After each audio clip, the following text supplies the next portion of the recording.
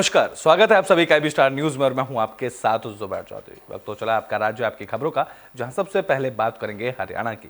हरियाणा को पीएम मोदी ने एम्स की सौगात दी है, जिसको लेकर पीएम मोदी ने रेवाड़ी में एम्स का शिलान्यास किया है। लेकिन हम बात कर रहे हैं रेवाड़ी के उन दो बुजुर्गों की जिन्होंने एम्स के निर्माण को लेकर एक संकल्प लिया था। तो पीएम नरेंद्र मोदी ने हरियाणा को बड़ी सौगात दी, जहां रेवाड़ी पहुंचे पीएम मोदी ने एम्स का शिलान्यास किया था। बता दें कि हरियाणा में एम्स को लेकर रेवाड़ी के दो बुजुर्गों ने सालों पहले एक संकल्प लिया था, जहां दोनों बुजुर्गों ने जब तक एम्स का शिलान्यास या निर्माण नहीं होता है तब तक दाढ़ी नहीं कटवाने का संकल्प लिया था। तो वहीं अब पीएम मोदी की तरफ से देश के 22वें एम्स का शिलान्यास किया गया, जिसको लेकर 5 साल के बाद अब दोनों बुजुर्ग अपनी दाढ़ी कटवाने जा रहे हैं। एम्स का शिलान्यास को लेकर दाढ़ी ना कटवाने वाले इन दो बुजुर्गों में ओम प्रकाश सैनी और देशराज यादव शामिल हैं। और इन दोनों की माने तो प्रदेश के मुख्यमंत्री मनोहर लाल ने साल 2015 में बावल में एक रैली में घोषणा की थी। वहीं दूसरी ओर एम्स संघर्ष समिति के बाकी सदस्यों की माने तो एम्स का इलाके में आना इन दोनों बुजुर्गों के संकल्प से ही संभव हुआ है।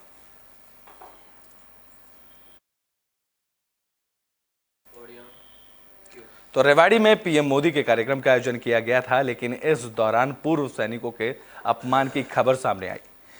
तो रेवाड़ी में पीएम मोदी ने एम्स का शिलान्यास किया, जहां प्रधानमंत्री के कार्यक्रम में पूर्व सैनिकों का अपमान का मामला सामने आया। बता दें कि कार्यक्रम में पीली टोपी और पीली पगड़ी पहनकर पहुंचे पूर्व सैनिकों को सुरक्षा के मद्देनजर हिरासत में लिया गया।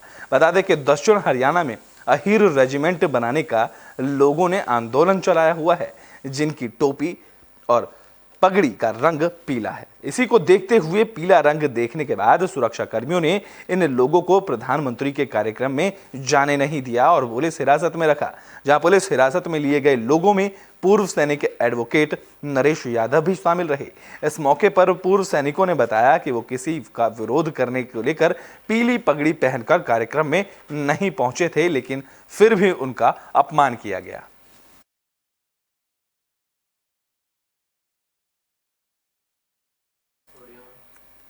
तो बुलेटिन में बात कर लेते हैं हरियाणा के रोहतक की, जहां आप नेता अनुराग टांडा रोहतक पहुंचे और उन्होंने विभिन्न कार्यक्रमों में शिरकत की।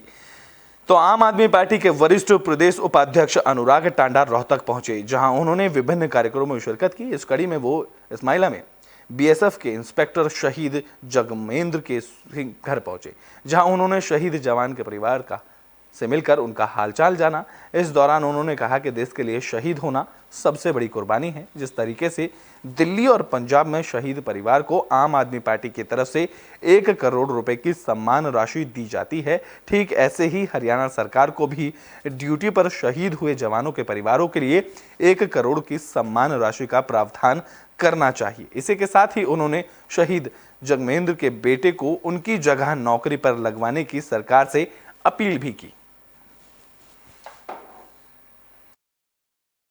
आज इस्माइला में शहीद इंस्पेक्टर जगमिंदर जी के यहाँ पे आए थे, बीएसएफ में जो कार्यरत थे और जिनकी हाल ही में जिनकी हृदय कारणों से मौत हो गई। पूरे परिवार के साथ हमारी सांत्वनाएं हैं। पूरे परिवार के साथ हम लोग उनको ढांढस बंधाने के लिए आए थे। यहाँ पे एक मुश्किल क्षण होता है।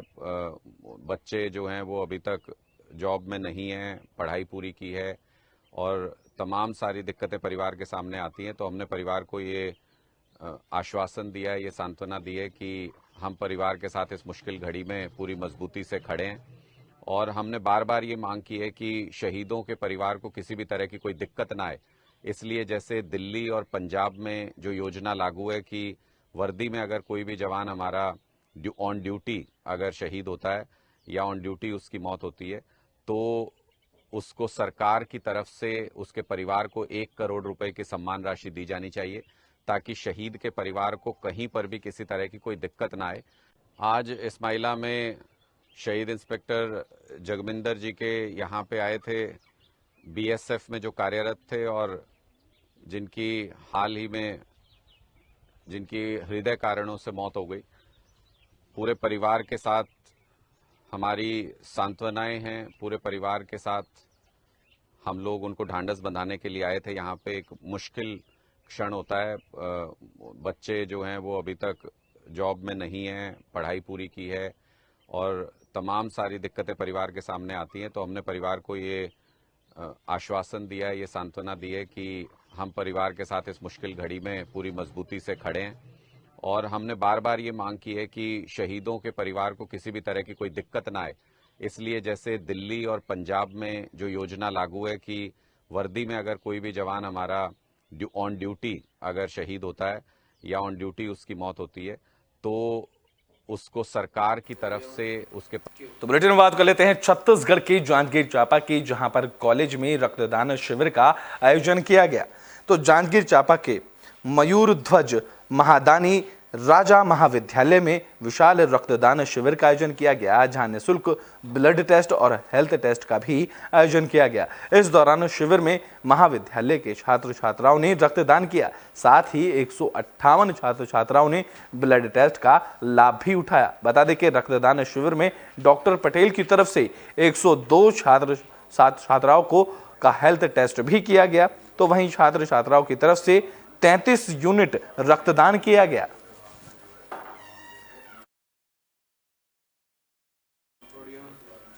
तो बुलेटिन में बात गरियाबंद की कर लेते हैं, जहां अवैध खनन को लेकर प्रशासन का एक्शन देखने को मिला है। तो गरियाबंद जिले में लगातार नदी नालों में अवैध रेत खनन के साथ ही उनके खिलाफ लगातार कार्रवाई भी जारी है, लेकिन फिर भी अवैध खनन बंद होने का नाम नहीं ले रहा है। बता दें कि यहाँ रेत तस्करों के हौसले बुलंद नजर आ रहे हैं, लेकिन इस बीच पैरी नदी के मोहेरा बारूका घाट में जिला प्रशासन की टास्क फोर्स ने एक चैन माउंटेन को जब्त कर कोतवाली पुलिस के हवाले किया। दरअसल मोहेरा घाट पर एक और अवैध खदान चलाने वाले रेत निकासी के लिए रास्ता बनाने का काम हो रहा था, जिस पर राज्य में मेला तैयारी से लौटते हुए कलेक्टरेट दीपक अग्रवाल की नजर पड़ गई। कलेक्टरेट के निर्देश पर अवैध माइनिंग की रोकथाम के लिए बनाई गई टास्क फोर्स कार्रवाई की गई, जहां अवैध रेत खदान खुलने से पहले ही बंद कर दिया गया। दरअसल जिला माइनिंग अधिकारी ने कहा कि अवैध रेत खनन पर लगातार कार्रवाई की जा रही है। इस कड़ी में भी पैरी नदी के पास अवैध रेत के खनन को लेकर ये बड़ी कार्रवाई की गई है, जहां से एक चैन माउंटेन को जब्त किया गया है।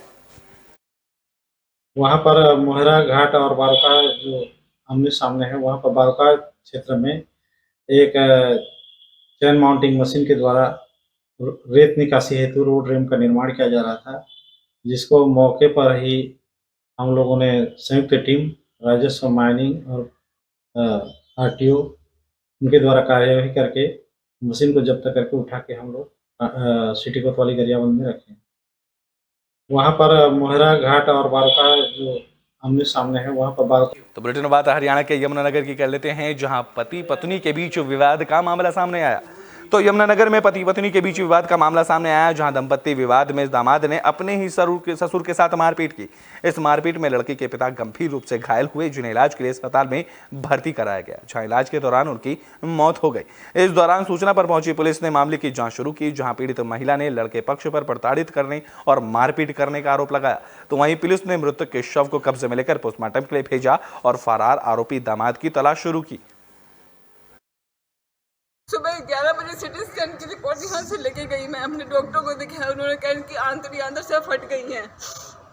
मारपीट की वजह से जो उन्होंने पेट में जोर जोर से लाते मारी मेरे ससुर ने और विनय गुप्ता ने और मेरे पति श्रीकांत गुप्ता ने, उसकी वजह से उनकी आंतड़ियाँ फट गई, इतनी अंदर से फटी, उसमें 6 से 7 टांके लगे हैं। उसके बाद इनकी कंडीशन क्रिटिकल हो गई आफ्टर ऑपरेशन। तो फिर हम इन्हें लेके गए संतोष हॉस्पिटल में, वहाँ पे इनको आईसीयू पे रखा। तो उनकी कंडीशन में हमें यही मिली है सामने। मैं जीते लेके आई थी, मरे हुए मुझे मेरे डैडी मिले हैं यहाँ से। मेरी सिस्टर है यहाँ जगाधरी में, 6 साल पहले इसकी शादी हुई थी श्रीकांत गुप्ता के साथ, डॉटर सन ऑफ विनय गुप्ता के साथ।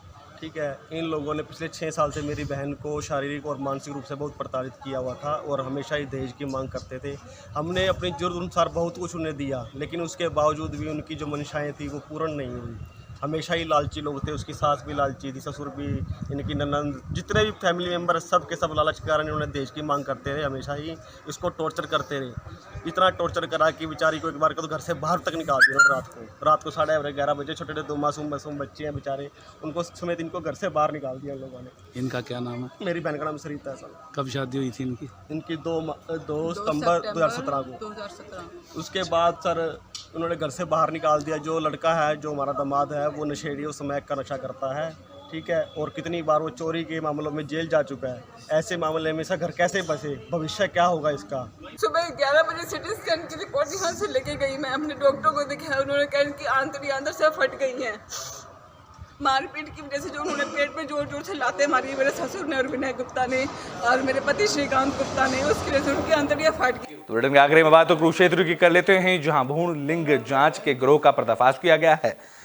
तो कुरुक्षेत्र में जिला स्वास्थ्य विभाग की टीम ने भ्रूण लिंग जांच गिरोह का पर्दाफाश किया, जहां टीम ने भ्रूण लिंग जांच गिरोह के 2 आरोपियों को गिरफ्तार किया। इस मौके पर Kurukshetra deputy CMO doctor Sabharwal ने जानकारी देते हुए बताया कि उनको सूचना मिली थी, जिसके आधार पर उन्होंने एक बोगस ग्राहक बनाकर भ्रूण लिंग जांच गिरोह के साथ भेजा, जिसके बाद लिंग जांच गिरोह ने उसकी जांच की, जिसके बाद टीम ने मौके पर 2 आरोपियों को गिरफ्तार किया। इसके साथ ही पुलिस ने आरोपियों से कुछ रुपए भी बरामद किए।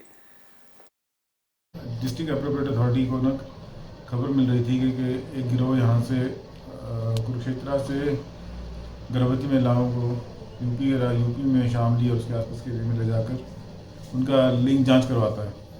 तो इस खबर पे हमने कार्रवाई करते हुए एक व्यक्ति को हमने चिन्हित किया और उसको अपने डिकॉय वहाँ पे भेजा। डिकॉय के साथ वो व्यक्ति करनाल और शामली के रास्ते होते हुए थाना भवन पहुंचा। थाना भवन से आगे जाके गांव में 4-5 किलोमीटर आगे गांव जाके उसने अपनी गाड़ी खड़ी करवा दी और एक बाइक पे आगे ले गई, जिसके हमें पता नहीं लोकेशन कहाँ ले गई।